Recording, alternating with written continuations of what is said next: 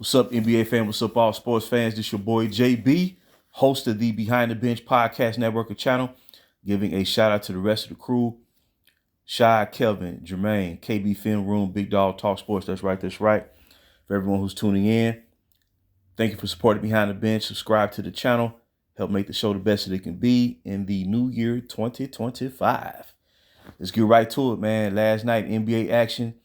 Oklahoma City Thunder, they exacted revenge in a major way, and they've been teed off since losing to the Cleveland Cavaliers last week in their first matchup. Well, last night they came out the gates and they delivered the Thunder. I mean, this was brutal, man. And OKC, they not playing around. And I know it's just one loss for Cleveland. And actually, both teams now have the same record. So far, 40 games into the season with a record of 34 wins and 6 losses. So both teams are having exceptional seasons. But, man, oh, man, the OKC Thunder, man. And the final score was not really indicative of what happened last night. I mean, it got to the point, man, where the Thunder were up by as many as 30-some points. I mean, it got ugly, and it got ugly quick. But they won last night by the score of 134 to 114 at home. And look, this is what it comes down to. The OKC Thunder, especially in the Western Conference, they could become the model franchise of the NBA. They have all of the main contributing factors to produce a long run of success. And what I love about it is this could be a team that could win a championship strictly by the book within the parameters of the new collective bargaining agreement. That's what we're looking at. I believe this is why team president Sam Presti, who used to run the San Antonio Spurs during the Tim Duncan years, this is why he cleared out the whole roster, all the top players that he had that were on OKC prior to his arrival, the Paul Georges, the Russell Westbrooks and whatnot. And he started acquiring draft pick after draft pick after draft pick after draft pick after draft pick. By the time he finished up, he acquired over 30-some draft picks that will carry over until the beginning of next decade.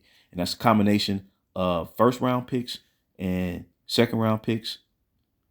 And also, this team is very young, led by leading MVP candidate Shai Gilgeous-Alexander, who dropped a 40-piece last night.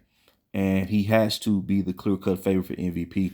Now, Nikola Jokic, I love the way Jokic plays basketball. And he has won 3 league MVPs, including last year where Shai was the runner-up. But this year, I mean, he meets all the criteria. He's playing basketball better than anybody in the league right now. His team is tied for the best record in the NBA. And it looks like they're about to start up another long-standing win streak.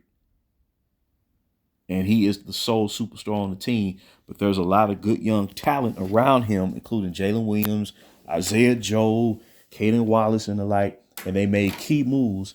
And they brought in Alex Caruso from the Chicago Bulls in the trade to improve their perimeter defense. And then they signed Isaiah Hartenstein from the New York Knicks to improve their rebounding and interior defense. And they're doing this. Actually, they won last night without their top two, with their top big men, Hartenstein and Chet Holmgren, who injured his hip like 2 weeks into the season. I believe that was a game versus the Denver Nuggets. I believe that's when Holmgren suffered that hip injury, but he's on his way to recovery. But at the end of the day, man, you add him back into the lineup where he was co-rookie of the year last year, Holmgren, then Hartenstein, man, this team is going to be frightening for a long time. And they're young. Like they're supporting players, like I said, Jalen Williams and whatnot, Isaiah Joe, they're like 23, 24 years old. 22 years old. So this team finna rock and roll for a long time. They have all these draft picks. And, you don't have multiple superstars exhausting, the majority of their salary cap. This team is built to darn near in terms of the structure and how they got to this point.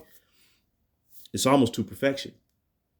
Now, of course, they still have to prove it and show that they're better than everybody else and win a championship. But man, I would love for my team to be in this position. And everybody who tunes in, listen to my videos here at Behind the Bench, know who my favorite squad is. It's the purple and gold Los Angeles Lakers. And this is what we could have been 6 years ago before all this started, as we were building to start off the new decade ahead of the curve. I'm telling you, we see it in OKC right now, that would have been the Los Angeles Lakers. But instead, we know what's going on with them. But I don't want to take away from OKC nor Cleveland, who's having a fabulous season in their own right. But when it comes to the Western Conference, where my team presides in, I mean, it could be a long time before the Lakers see first place. Either LA team, to tell you the truth, the Clippers are playing above expectation, mainly because they are excelling at the defensive end, and involving Ivica Zubac more into their offensive scheme. At the end of the day, Kawhi Leonard is an older player now, and he's been off injured. And James Harden, he's been playing good basketball, but he's older. So come playoff time, can they keep up with them young thoroughbreds, the OKCs, the Houston Rockets, the Memphis Grizzlies, teams like that, if they have to match up? Even the Dallas Mavericks, who's always been with Luka. He's been a thorn on the Clippers side, basically since he entered the NBA. But can you imagine, the Clippers trading Shea to the Thunder after his rookie season to acquire Paul George, and Clippers gave up all them draft picks, But it's similar to what the Lakers gave up in that Anthony Davis trade. I mean, so both teams, both LA teams are pretty much in the same situation. I think the Clippers are getting the most out of their ability, and their defense is better, But in terms of matching up with OKC, I just think, man, OKC set up for the next 10 years plus. They're not going to fall off. Basically, what Presti is doing down there, he's creating another San Antonio Spurs type situation where you roll maybe for 15 years. That's basically what they're looking at, man. And the way they're set up, they got so many draft picks, they can trade up to draft a player. If they so choose to, they can trade down to draft a certain player they're looking for. Or they can include multiple. Now, this is one team that can do this. They can include multiple draft picks to facilitate a trade. And it's not going, just like with Josh Giddey. But they didn't have to give up no more than what was required to bring in Alex Caruso. So that's why Presti started off trading away all the top players, the Paul Georges, the Russell Westbrooks, the Chris Pauls, the Ibakas, the I believe Victor Oladipo's, players like that. That's why he did it, to bring in draft pick after draft pick after draft pick. And now we see what his vision was, because unless barring major injuries, this team is going to clinch the number one seed in the West for the second straight year in a row ahead of schedule. Even ahead of Denver, and I love what Denver did, how they built their championship team up, but they're ahead of them. See what I'm saying? They're ahead of them. And then you got the Houston Rockets of the world thriving, Memphis Grizzlies thriving with their young talent. Dallas is still the Western Conference champions.